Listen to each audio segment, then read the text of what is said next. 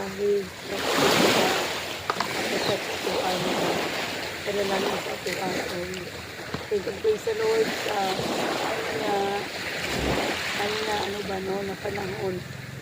Do, kanang ato-atong gusto ng Filipino Express ng buong team, di ba?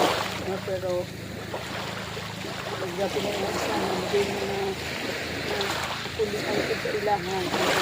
Sila naka-join, pero salamat kaya po tayo no, sa yung pinabuhi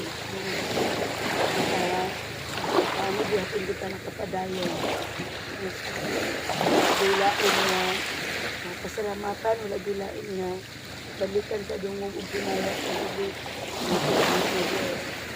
Thank you, Lord. We worship the Lord.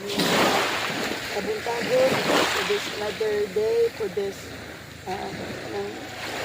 new hope, new strength, new joy,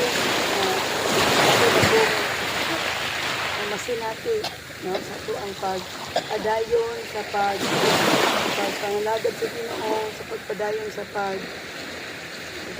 pag-serve, no, sa Ginoo, sa mga talents, thank you, Lord. We worship the Lord in your kabuntagon. The steadfast of the Lord never ceases. His mercies.